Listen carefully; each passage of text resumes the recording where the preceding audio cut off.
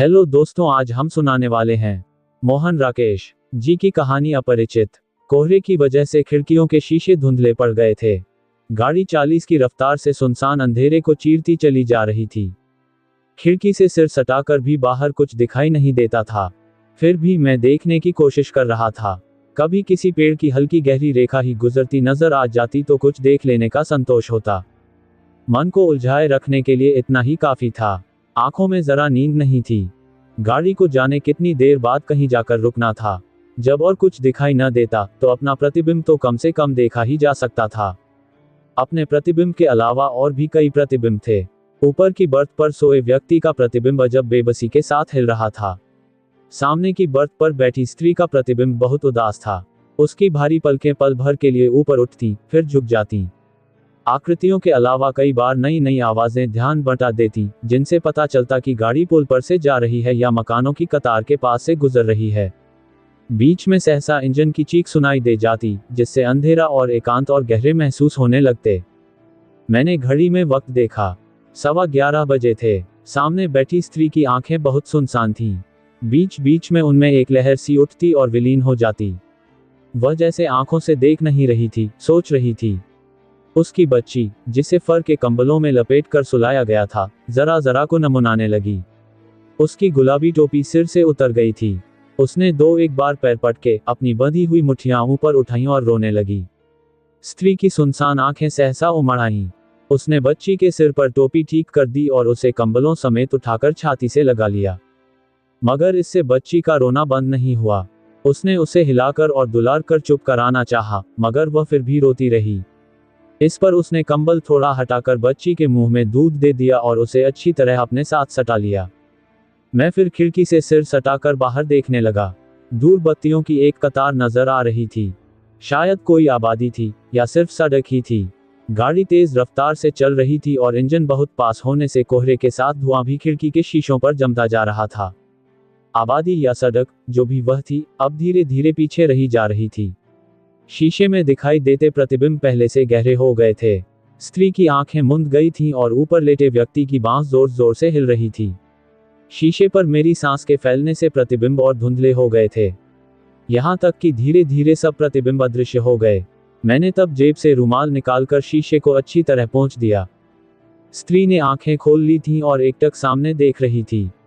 उसके होंठों पर हल्की सी रेखा फैली थी जो ठीक मुस्कुराहट नहीं थी। मुस्कुराहट ने बहुत कम व्यक्त उस रेखा में कहीं गंभीरता भी थी और अवसाद भी, जैसे वह अनायास उभर आई किसी स्मृति की रेखा थी। उसके माथे पर हल्की सी सिकुड़न पड़ गई थी। बच्ची जल्दी ही दूध से हट गई। उसने सिर उठाकर अपना बिना दांत का मुंह खोल दिया और किलकारी भरती हुई मां की छाती पर मुट्ठियों से चोट करने लगी। दूसरी तरफ से आती एक गाड़ी तेज रफ्तार में पास से गुजरी तो वह जरा सहम गई, मगर गाड़ी के निकलते ही और भी मुंह खोलकर किलकारी भरने लगी। बच्ची का चेहरा गदराया हुआ था और उसकी टोपी के नीचे से भूरे रंग के हल्के हल्के बाल नजर आ रहे थे। उसकी नाक जरा छोटी थी, पर आंखें मां की ही तरह गहरी और फैली हुई थीं। मां के गाल और कपड़े नोचकर उसकी आंखें मेरी तरफ घूम गईं और वह बाहें हवा में पटकती हुई मुझे अपनी किलकारियों का निशाना बनाने लगी। स्त्री की पलकें उठीं और उसकी उदास आंखें क्षण भर मेरी आंखों से मिली रहीं। मुझे उस क्षण भर के लिए लगा कि मैं एक ऐसे क्षितिज को देख रहा हूं जिसमें गहरी सांझ के सभी हल्के गहरे रंग झिलमिला रहे हैं और जिसका दृश्य पर क्षण के हर 100वें हिस्से में बदलता जा रहा है। बच्ची मेरी तरफ देखकर बहुत हाथ पटक रही थी, इसलिए मैंने अपने हाथ उसकी तरफ बढ़ा दिए और कहा, आ बेटे आ। मेरे हाथ पास आ जाने से बच्ची के हाथों का हिलना बंद हो गया और उसके होंठ रुआं से हो गए। स्त्री ने बच्ची को अपने होंठों से छुआ और कहा, जा बिट्टू, जाएगी उनके पास। लेकिन बिट्टू के होंठ और रुआं से हो गए और वह मां के साथ सट गई। गैर आदमी से डरती है, मैंने मुस्कुराकर कहा और हाथ हटा लिए। स्त्री के होंठ भिंच गए और माथे की खाल में थोड़ा खिंचाव आ गया। उसकी आंखें जैसे अतीत में चली गईं। फिर सहसा वहां से लौट आई और वह बोली, नहीं, डरती नहीं। इसे दरअसल आदत नहीं है।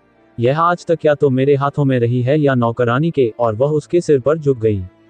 बच्ची उसके साथ सटकर आंखें झपकने लगी। महिला उसे हिलाती हुई थपकियां देने लगी। बच्ची ने आंखें मूंद लीं। महिला उसकी तरफ देखती हुई जैसे चूमने के लिए होंठ बढ़ाए उसे थपकियां देती रही। फिर एकाएक उसने झुककर उसे चूम लिया। बहुत अच्छी है हमारी बिट्टू, झट से सो जाती है, यह उसने जैसे अपने से कहा और मेरी तरफ देखा। उसकी आंखों में एक उदास सा उत्साह भर रहा था। कितनी बड़ी है ये बच्ची? मैंने पूछा। 10 दिन बाद पूरे 4 महीने की हो जाएगी, वह बोली, पर देखने में अभी उससे छोटी लगती है। नहीं। मैंने आंखों से उसकी बात का समर्थन किया। उसके चेहरे में एक अपनी ही सहजता थी, विश्वास और सादगी की। मैंने सोई हुई बच्ची के गाल को जरा सा सहला दिया। स्त्री का चेहरा और भावपूर्ण हो गया। लगता है आपको बच्चों से बहुत प्यार है, वह बोली। आपके कितने बच्चे हैं? मेरी आंखें उसके चेहरे से हट गईं। बिजली की बत्ती के पास एक कीड़ा उड़ रहा था। मैंने मुस्कुराने की कोशिश करते हुए कहा, अभी तो कोई नहीं है, मगर मतलब ब्याह हुआ है, अभी बच्चे अच्छे नहीं हुए। वह मुस्कुराई। आप मर्द लोग तो बच्चों से बचे ही रहना चाहते हैं ना? मैंने होंठ सिकोड़ लिए और कहा, नहीं, ये बात नहीं। हमारे ये तो बच्ची को छूते भी नहीं, वह बोली। कभी 2 मिनट के लिए भी उठाना पड़ जाए तो झल्लाने लगते हैं। अब तो खैर वे इस मुसीबत से छूटकर बाहर ही चले गए हैं। और सहसा उसकी आंखें छलछला आईं। रुलाई की वजह से उसके होंठ बिल्कुल उस बच्ची जैसे हो गए थे। फिर सहसा उसके होंठों पर मुस्कुराहट लौट आई, जैसा अक्सर सोए हुए बच्चों के साथ होता है। उसने आंखें झपक कर अपने को सहेज लिया और बोली, वे डॉक्टरेट के लिए इंग्लैंड गए हैं। मैं उन्हें बंबई में जहाज पर चढ़ाकर आ रही हूँ। वैसे 6-8 महीने की बात है, फिर मैं भी उनके पास चली जाऊंगी। फिर उसने ऐसी नज़र से मुझे देखा जैसे उसे शिकायत हो कि मैंने उसकी इतनी व्यक्तिगत बात उससे क्यों जान ली। आप बाद में अकेली जाएंगी? मैंने पूछा। इससे तो आप अभी साथ चली जाती। उसके होंठ सिकुड़ गए और आंखें फिर अंतर्मुख हो गईं। वह कई पल अपने में डूबी रही और उसी भाव से बोली, साथ तो नहीं जा सकती थी क्योंकि अकेले उनके जाने की भी सुविधा नहीं थी, लेकिन उनको मैंने किसी तरह भेज दिया है। चाहती थी कि उनकी कोई तो चाह मुझसे पूरी हो जाए। दीशी की बाहर जाने की बहुत इच्छा थी। अब 6-8 महीने में अपनी तनख्वाह में से कुछ पैसा बचाऊंगी और थोड़ा बहुत कहीं से उधार लेकर अपने जाने का इंतजाम करूंगी। उसने सोच में डूबती उतराती अपनी आंखों को सहसा सचेत कर लिया और फिर कुछ क्षण शिकायत की नजर मुझे देखती रही। फिर बोली, अभी बिट्टू भी बहुत छोटी है ना? 6-8 महीने में यह बड़ी हो जाएगी और मैं भी तब तक थोड़ा और पढ़ लूंगी। दीशी की बहुत इच्छा है कि मैं एमए कर लूं, मगर मैं ऐसी जड़ और नाकारा हूं कि उनकी कोई भी चाह पूरी नहीं कर पाती। इसीलिए इस बार उन्हें भेजने के लिए मैंने अपने सब गहने बेच दिए हैं। अब मेरे पास बस मेरी बिट्टू है और कुछ नहीं। और वह बच्ची के सिर पर हाथ फेरती हुई भरी भरी नजर से उसे देखती रही। बाहर वही सुनसान अंधेरा था, वही लगातार सुनाई देती इंजन की फक फक। शीशे से आंख गड़ा लेने पर भी दूर तक वीरांगी ही वीरांगी नजर आती थी, मगर उस स्त्री की आंखों में जैसे दुनिया भर की वत्सलता सिमट आई थी। वह फिर कई क्षण अपने में डूबी रही। फिर उसने एक सांस ली और बच्ची को अच्छी तरह कंबलों में लपेटकर सीट पर लिटा दिया। ऊपर की बर्थ पर लेटा हुआ आदमी खुर्राटे भर रहा था। एक बार करवट बदलते हुए वह नीचे गिरने को हुआ, पर सहसा हड़बड़ाकर संभल गया। फिर कुछ ही देर में वह और जोर से खुर्राटे भरने लगा। लोगों को जाने सफर में कैसे इतनी गहरी नींद आ जाती है। वह स्त्री बोली, मुझे 2-2 रातें सफर करना हो तो भी मैं एक पल नहीं सो पाती। अपनी अपनी आदत होती है। हाँ, आदत की ही बात है, मैंने कहा। कुछ लोग बहुत निश्चिंत होकर जीते हैं और कुछ होते हैं कि बगैर चिंता के जी ही नहीं सकते। और वह हंस दी। उसकी हंसी का स्वर भी बच्चों जैसा ही था। उसके दांत बहुत छोटे छोटे और चमकीले थे। मैंने भी उसकी हंसी में साथ दिया। मेरी बहुत खराब आदत है, वह बोली, मैं बात बेबात के सोचती रहती हूँ। कभी कभी तो मुझे लगता है कि मैं सोच सोच कर पागल हो जाऊंगी। ये मुझसे कहते हैं कि मुझे लोगों से मिलना जुलना चाहिए, खुलकर हंसना, बात करना चाहिए, मगर इनके सामने मैं ऐसे गुमसुम हो जाती हूँ कि क्या कहूँ। वैसे और लोगों से भी मैं ज्यादा बात नहीं करती, लेकिन इनके सामने तो चुप्पी ऐसी छा जाती है जैसे मुंह में जबान हो ही नहीं। अब देखिए न, इस वक्त कैसे लतर लतर बात कर रही हूँ। और वह मुस्कराए। उसके चेहरे पर हल्की सी संकोच की रेखा आ गई। रास्ता काटने के लिए बात करना जरूरी हो जाता है, मैंने कहा, खासतौर से जब नींद न आ रही हो। उसकी आंखें पल भर फैली रहीं। फिर वह गर्दन जरा झुकाकर बोली, ये कहते हैं कि जिसके मुंह में जबान ही न हो, उसके साथ पूरी जिंदगी कैसे काटी जा सकती है। ऐसे इंसान में और एक पालतू जानवर में क्या फर्क है। मैं हजार चाहती हूँ कि इन्हें खुश दिखाई दूं और इनके सामने कोई ना कोई बात करती रहूं, लेकिन मेरी सारी कोशिशें बेकार चली जाती हैं। इन्हें फिर गुस्सा आ जाता है और मैं रो देती हूँ। इन्हें मेरा रोना बहुत बुरा लगता है। कहते हुए उसकी आंखों में आंसू छलक आए, जिन्हें उसने अपनी साड़ी के पल्ले से पोंछ लिया। मैं बहुत पागल हूँ, वह फिर बोली। ये जितना मुझे टोकते हैं, मैं उतना ही ज्यादा रोती हूँ। दरअसल ये मुझे समझ नहीं पाते। मुझे बात करना अच्छा नहीं लगता, फिर जाने क्यों ये मुझे बात करने के लिए मजबूर करते हैं।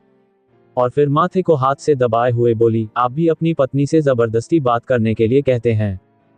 मैंने पीछे टेक लगाकर कंधे सिकोड़ लिए और हाथ बगलों में दबाए बत्ती के पास उड़ते कीड़े को देखने लगा। फिर सिर को जरा सा झटक कर मैंने उसकी तरफ देखा। वह उत्सुक नजर से मेरी तरफ देख रही थी। मैंने मुस्कुराने की चेष्टा करते हुए कहा, मुझे ये कहने का कभी मौका ही नहीं मिल पाता। मैं बल्कि 5 साल से यह चाह रहा हूं कि वह जरा कम बात किया करे। मैं समझता हूं कि कई बार इंसान चुप रहकर ज्यादा बात कह सकता है। जबान से कही बात में वह रस नहीं होता जो आंख की चमक से या होठों के कंपन से या माथे की एक लकीर से कही गई बात में होता है। मैं जब उसे यह समझाना चाहता हूं, तो वह मुझे विस्तारपूर्वक बात देती है कि ज्यादा बात करना इंसान की निश्चलता का प्रमाण है, और मैं इतने सालों में अपने प्रति उसकी भावना को समझ ही नहीं सका। वह दरअसल कॉलेज में लेक्चरर है और अपनी आदत की वजह से घर में भी लेक्चर देती रहती है। ओह, वह थोड़ी देर दोनों हाथों में अपना मुंह छिपाए रही। फिर बोली, ऐसा क्यों होता है, यह मेरी समझ में नहीं आता। मुझे दीशी से यही शिकायत है कि वे मेरी बात नहीं समझ पाते। मैं कई बार उनके बालों में अपनी उंगलियां उलझाकर उनसे बात करना चाहती हूँ, कई बार उनके घुटनों पर सिर रखकर मुंदी आंखों से उनसे कितना कुछ कहना चाहती हूँ, लेकिन उन्हें ये सब अच्छा नहीं लगता। वे कहते हैं कि यह सब गुडियों का खेल है, उनकी पत्नी को जीता जागता इंसान होना चाहिए। और मैं इंसान बनने की बहुत कोशिश करती हूँ, लेकिन नहीं बन पाती, कभी नहीं बन पाती। इन्हें मेरी कोई आदत अच्छी नहीं लगती। मेरा मन होता है कि चांदनी रात में खेतों में घूमूं या नदी में पैर डालकर घंटों बैठी रहूं, मगर ये कहते हैं कि ये सब आइडल मन की वृत्तियां हैं। इन्हें क्लब, संगीत सभाएं और डिनर पार्टियां अच्छी लगती हैं। मैं इनके साथ वहां जाती हूं तो मेरा दम घुटने लगता है। मुझे वहां जरा अपनापन महसूस नहीं होता। ये कहते हैं कि तू पिछले जन्म में मेंढकी थी, जो तुझे क्लब में बैठने की बजाय खेतों में मेंढकों की आवाजें सुनना ज्यादा अच्छा लगता है। मैं कहती हूँ कि मैं इस जन्म में भी मेंढकी हूँ। मुझे बरसात में भीगना बहुत अच्छा लगता है, और भीगकर मेरा मन कुछ ना कुछ गुनगुनाने को कहने लगता है, हालांकि मुझे गाना नहीं आता। मुझे क्लब में सिगरेट के धुएं में घुटकर बैठे रहना नहीं अच्छा लगता। वहां मेरे प्राण गले को आने लगते हैं। उस थोड़े से समय में ही मुझे उसके चेहरे का उतार चढ़ाव काफी परिचित लगने लगा था। उसकी बात सुनते हुए मेरे मन पर हल्की उदासी छाने लगी थी। हालांकि मैं जानता था कि वह कोई भी बात मुझसे नहीं कह रही, वह अपने से बात करना चाहती है और मेरी मौजूदगी उसके लिए सिर्फ एक बहाना है। मेरी उदासी भी उसके लिए न होकर अपने लिए थी, क्योंकि बात उससे करते हुए भी मुख्य रूप से मैं सोच अपने विषय में रहा था। मैं 5 साल से मंजिल दर मंजिल विवाहित जीवन से गुजरता आ रहा था, रोज यही सोचते हुए कि शायद आने वाला कल जिंदगी के इस ढांचे को बदल देगा। सतह पर हर चीज ठीक थी, कहीं कुछ गलत नहीं था, मगर सतह से नीचे जीवन कितनी कितनी उलझनों और गांठों से भरा था। मैंने विवाह के पहले दिनों में ही जान लिया था कि नलिनी मुझसे विवाह करके सुखी नहीं हो सकी, क्योंकि मैं उसकी कोई भी महत्वाकांक्षा पूरी करने में सहायक नहीं हो सकता। वह एक भरा पूरा घर चाहती थी, जिसमें उसका शासन हो, और ऐसा सामाजिक जीवन जिसमें उसे महत्व का दर्जा प्राप्त हो। वह अपने से स्वतंत्र अपने पति के मानसिक जीवन की कल्पना नहीं करती थी। उसे मेरी भटकने की वृत्ति और साधारण का मोह मानसिक विकृतियां लगती थीं, जिन्हें वह अपने अधिक स्वस्थ जीवन दर्शन से दूर करना चाहती थी। उसने इस विश्वास के साथ जीवन आरंभ किया था कि वह मेरी त्रुटियों की क्षतिपूर्ति करती हुई बहुत शीघ्र मुझे सामाजिक दृष्टि से सफल व्यक्ति बनने की दिशा में ले जाएगी। उसकी दृष्टि में यह मेरे संस्कारों का दोष था, जो मैं इतना अंतर्मुख रहता था और इधर उधर मिलजुल कर आगे बढ़ने का प्रयत्न नहीं करता था। वह इस परिस्थिति को सुधारना चाहती थी, पर परिस्थिति सुधरने की जगह बिगड़ती गई थी। वह जो कुछ चाहती थी, वह मैं नहीं कर पाता था, और जो कुछ मैं चाहता था, वह उससे नहीं होता था। इससे हम में अक्सर आय होने लगती थी और कई बार दीवारों से सिर टकराने की नौबत आ जाती थी।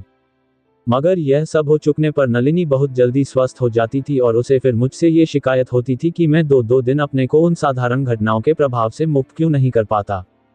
मगर मैं दो दिन क्या, कभी उन घटनाओं के प्रभाव से मुक्त नहीं हो पाता था। औरत को जब वह सो जाती थी, तो घंटों तकिए में मुंह छिपाए कराता रहता था। नलिनी आपसी झगड़े को उतना अस्वाभाविक नहीं समझती थी, जितना मेरे रात भर जागने को, और उसके लिए मुझे नव टॉनिक लेने की सलाह दिया करती थी। विवाह के पहले 2 वर्ष इसी तरह बीते थे, और उसके बाद हम अलग अलग जगह काम करने लगे थे। हालांकि समस्या ज्यों की त्यों बनी थी और जब भी हम इकट्ठे होते वही पुरानी जिंदगी लौट आती थी। फिर भी नलिनी का ये विश्वास अभी कम नहीं हुआ था कि कभी न कभी मेरे सामाजिक संस्कारों का उदय अवश्य होगा और तब हम साथ रहकर सुखी विवाहित जीवन व्यतीत कर सकेंगे। आप कुछ सोच रहे हैं? उस स्त्री ने अपनी बच्ची के सिर पर हाथ फेरते हुए पूछा। मैंने सहसा अपने को सहेजा और कहा, हाँ, मैं आप ही की बात को लेकर सोच रहा था। कुछ लोग होते हैं जिनसे दिखावटी शिष्टाचार आसानी से नहीं उड़ा जाता। आप भी शायद उन्हीं लोगों में से हैं। मैं नहीं जानती, वह बोली, मगर इतना जानती हूँ कि मैं बहुत से परिचित लोगों के बीच अपने को अपरिचित, बेगाना और अनमेल अनुभव करती हूँ। मुझे लगता है कि मुझमें ही कुछ कमी है। मैं इतनी बड़ी होकर भी वह कुछ नहीं जान समझ पाई जो लोग छुटपन में ही सीख जाते हैं। दीशी का कहना है कि मैं सामाजिक दृष्टि से बिल्कुल मिसफिट हूँ। आप भी यही समझती हैं? मैंने पूछा। कभी समझती हूँ, कभी नहीं भी समझती, वह बोली। एक खास तरह के समाज में मैं जरूर अपने को मिसफिट अनुभव करती हूँ, मगर कुछ ऐसे लोग भी हैं जिनके बीच जाकर मुझे बहुत अच्छा लगता है। ब्याह से पहले मैं एक बार कॉलेज की पार्टियों के साथ पहाड़ों पर घूमने के लिए गई थी। वहां सब लोगों को मुझसे यही शिकायत होती थी कि मैं जहां बैठ जाती हूँ वहीं की हो सकती हूँ। मुझे पहाड़ी बच्चे बहुत अच्छे लगते थे। मैं उनके घर के लोगों से भी बहुत जल्दी दोस्ती कर लेती थी। एक पहाड़ी परिवार की मुझे आज तक याद है। उस परिवार के बच्चे मुझसे इतना घुल मिल गए थे कि मैं बड़ी मुश्किल से उन्हें छोड़कर उनके यहाँ से चल पाई थी। मैं कुल 2 घंटे उन लोगों के पास रही थी। 2 घंटे में मैंने उन्हें नहलाया धुलाया भी और उनके साथ खेलती भी रही। बहुत ही अच्छे बच्चे थे वे। हाय, उनके चेहरे इतने लाल थे कि क्या कहूँ। मैंने उनकी माँ से कहा कि वह अपने छोटे लड़के किशनु को मेरे साथ भेज दे। वह हंसकर बोली कि तुम सभी को ले जाओ, यहाँ कौन इनके लिए मोती रखे हैं। यहाँ तो 2 साल में इनकी हड्डियां निकल आएंगी, वहाँ खा पी कर अच्छे तो रहेंगे। मुझे उसकी बात सुनकर रुलाए आने को हुई। मैं अकेली होती तो शायद कई दिनों के लिए उन लोगों के पास रह जाती। ऐसे लोगों में जाकर मुझे बहुत अच्छा लगता है। अब तो आपको भी लग रहा होगा कि कितनी अजीब हूँ मैं। ये कहा करते हैं कि मुझे किसी अच्छे मनोविद से अपना विश्लेषण कराना चाहिए, नहीं तो किसी दिन मैं पागल होकर पहाड़ों पर भटकती फिरूंगी। ये तो अपनी अपनी बनावट की बात है। मैंने कहा, मुझे खुद आदिम संस्कारों के लोगों के बीच रहना बहुत अच्छा लगता है। मैं आज तक एक जगह घर बनाकर नहीं रह सका और न ही आशा है कि कभी रह सकूंगा। मुझे अपनी जिंदगी की जो रात सबसे ज्यादा याद आती है वह रात मैंने पहाड़ी गुर्जरों की एक बस्ती में बिताई थी। उस रात उस बस्ती में एक ब्याह था, इसलिए सारी रात वे लोग शराब पीते और नाचते गाते रहे। मुझे बहुत हैरानी हुई जब मुझे बताया गया कि वही गुर्जर 10-10 रुपये के लिए आदमी का खून भी कर देते हैं। आपको सचमुच इस तरह की जिंदगी अच्छी लगती है?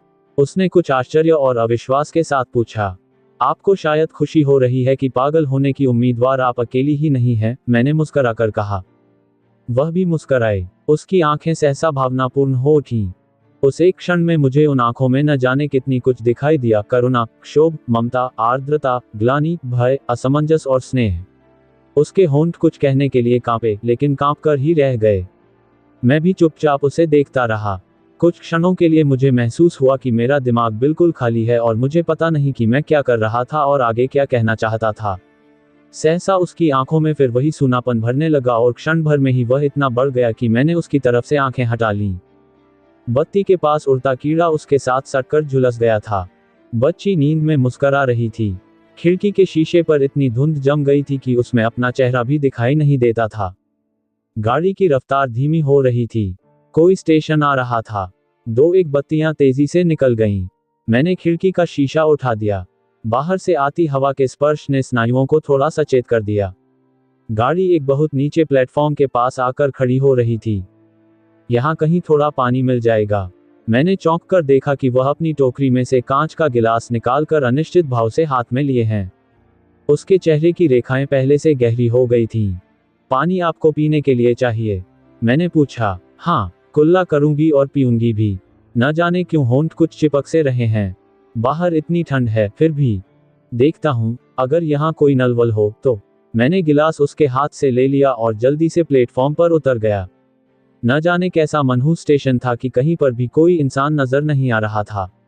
प्लेटफॉर्म पर पहुंचते ही हवा के झोंकों से हाथ पैर सुन्न होने लगे। मैंने कोट के कॉलर ऊंचे कर लिए। प्लेटफॉर्म के जंगल के बाहर से फैलकर ऊपर आए 2-1 पेड़ हवा में सरसरा रहे थे। इंजन के भाप छोड़ने से लंबी शूनू की आवाज सुनाई दे रही थी। शायद वहां गाड़ी सिग्नल न मिलने की वजह से रुक गई थी। दूर कई डिब्बे पीछे एक नल दिखाई दिया तो मैं तेजी से उस तरफ चल दिया। ईंटों के प्लेटफॉर्म पर अपने जूते का शब्द मुझे बहुत अजीब सा लगा। मैंने चलते चलते गाड़ी की तरफ देखा। किसी खिड़की से कोई चेहरा बाहर नहीं झांक रहा था। मैं नल के पास जाकर गिलास में पानी भरने लगा। तभी हल्की सी सीटी देकर गाड़ी एक झटके के साथ चल पड़ी। मैं भरा हुआ पानी का गिलास लिए अपने डिब्बे की तरफ दौड़ा। दौड़ते हुए मुझे लगा कि मैं उस डिब्बे तक नहीं पहुंच पाऊंगा और सर्दी में उस अंधेरे और सुनसान प्लेटफॉर्म पर ही मुझे बिना सामान के रात बितानी होगी। ये सोचकर मैं और तेज दौड़ने लगा। किसी तरह अपने डिब्बे के बराबर पहुंच गया। दरवाजा खुला था और वह दरवाजे के पास खड़ी थी। उसने हाथ बढ़ाकर गिलास मुझसे ले लिया।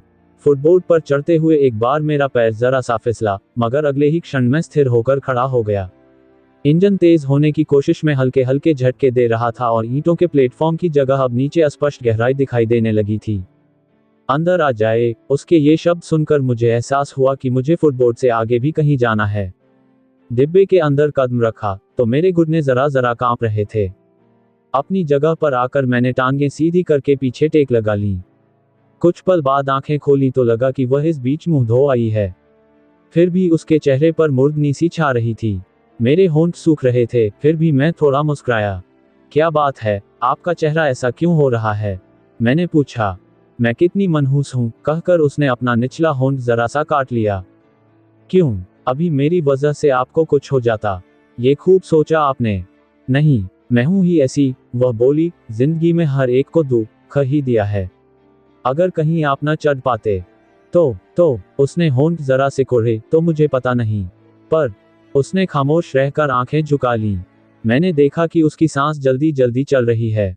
महसूस किया कि वास्तविक संकट की अपेक्षा कल्पना का संकट कितना बड़ा और खतरनाक होता है।